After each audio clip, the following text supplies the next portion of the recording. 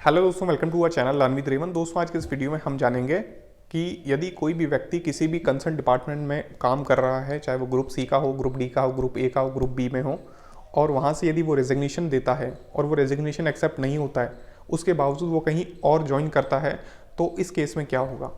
काफ़ी ऐसे एम्प्लॉयज़ हैं ग्रुप डी के अंदर, स्पेशली रेलवे के अंदर या अदर डिपार्टमेंट में, कि जब से पीएचडी वाले या जो मास्टर्स वाले हैं वो ग्रुप डी में अप्लाई करने लग गए हैं, जो स्कार्सिटी ऑफ गवर्नमेंट जॉब्स हैं उसके कारण। तो जब उनका शोषण होता है उनके आला अधिकारियों द्वारा या सुपीरियर्स द्वारा, तो वो वहाँ पे ज़्यादा काम नहीं करना चाहते हैं, उनके पास और अल्टरनेट ऑप्शंस अवेलेबल होते हैं, तो वहाँ से वो रेजिग्नेशन देना चाहते हैं।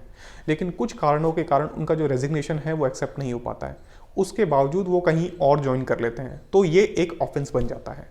तो आपको इसको समझने के लिए सबसे पहले रेजिग्नेशन का लॉ समझना पड़ेगा। रिक्रूटमेंट एक बायलैटरल प्रोसेस होता है जिसके अंदर जो एम्प्लॉयर है वो रिक्रूटमेंट जारी करता है या नोटिस जारी करता है, एडवर्टीजमेंट जारी करता है।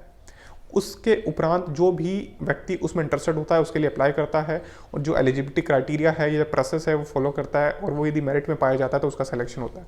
So it mean it is a bilateral act, bilateral process, यानी उसमें दोनों पार्टीज इन्वॉल्व होती है, एक ऑफर देता है, दूसरा एक्सेप्ट करता है। तो उसी प्रकार resignation is a matter of right. Resignation आपका अधिकार तो है, लेकिन रेजिग्नेशन भी बायलैटरल एक्ट है। जैसा कि आपको पता है कि जो एब्सोल्यूट राइट होते हैं वहाँ पे ही आपको गवर्नमेंट रेमेडी दे सकती है विदाउट कंडीशंस, लेकिन फंडामेंटल राइट्स भी एब्सोल्यूट नहीं है। यदि आर्टिकल 17 को छोड़ दिया जाए, untouchability, which talks about untouchability, तो उसको छोड़ दिया जाए तो बाकी सारे fundamental rights absolute in nature नहीं है। तो रेजिग्नेशन तो एब्सोल्यूट हो ही नहीं सकता। रेजिग्नेशन भी सर्टेन कंडीशंस के साथ आता है, और रेजिग्नेशन एक बायलैटरल एक्ट है, यानी एम्प्लॉय यदि अपना रिजाइन देता है एम्प्लॉयर को और एम्प्लॉयर उसको एक्सेप्ट नहीं करता है तो रेजिग्नेशन नहीं माना जाएगा, वो कर्मचारी उसी संस्था का ही माना जाएगा। यानी resignation is a bilateral act. जब तक एक्सेप्ट नहीं होता है तो रेजिग्नेशन कंप्लीट नहीं माना जाएगा।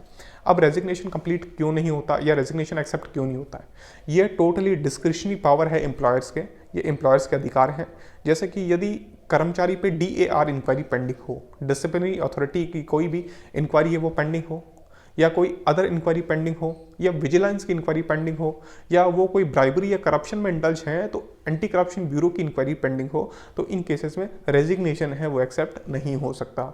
उसी के साथ में एम्प्लॉयर के पास कुछ और भी कंडीशंस होती है, जैसे बॉन्ड का इशू है। एम्प्लॉयर ये भी कह सकता है कि मेरे पास स्टाफ की कमी है इसलिए मैं इस व्यक्ति को रिलीज नहीं कर सकता या इसका रिजाइन एक्सेप्ट नहीं कर सकता। यानी जब तक एम्प्लॉयर आपका रेजिग्नेशन एक्सेप्ट नहीं करेगा तब तक आप किसी अन्य डिपार्टमेंट या अन्य जॉब में ज्वाइन नहीं कर सकते।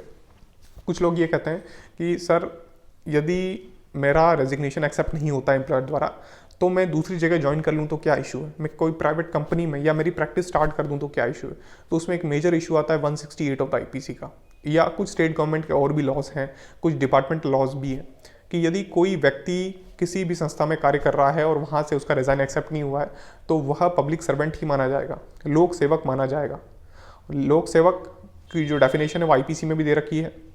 और लोक सेवक यदि किसी भी प्राइवेट प्रैक्टिस में या प्राइवेट बिजनेस में या अन्य सरकारी संस्था में कोई कार्य करता है तो ये 168 ऑफ द IPC का ऑफेंस बन जाएगा।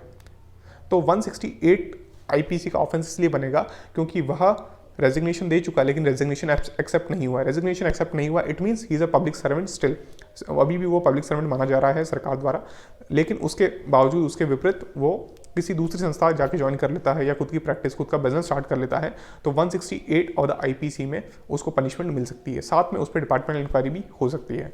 तो आप हमेशा ध्यान रखें, जब तक आपका रेजिग्नेशन एक्सेप्ट नहीं होता है तब तक आप दूसरी संस्था ज्वाइन नहीं करें। फिर कुछ अल्टरनेट ऑप्शन आते हैं कि सर यदि डिले हो रहा है रेजिग्नेशन एक्सेप्ट करने में तो क्या कर सकते हैं।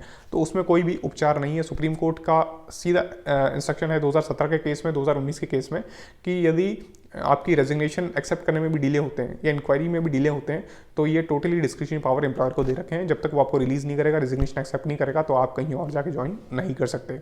अब एक कंसर्न और आता है कि सर इसमें कोई रेमेडी है, तो रेमेडी आपके पास है, हाई कोर्ट की है, आप रेट के थ्रू जा सकते हो, ट्राइब्यूनल्स की रेमेडी है, या जो अपीलेट अथॉरिटी है इनको आप अप्रोच कर सकते हैं यदि ज़्यादा डिले हो रहा है। तो दोस्तों, आपको मेरा वीडियो अच्छा लगा तो प्लीज़ वीडियो को लाइक कीजिएगा, चैनल को सब्सक्राइब कीजिएगा, वीडियो को शेयर करना ना भूलें। Thank you.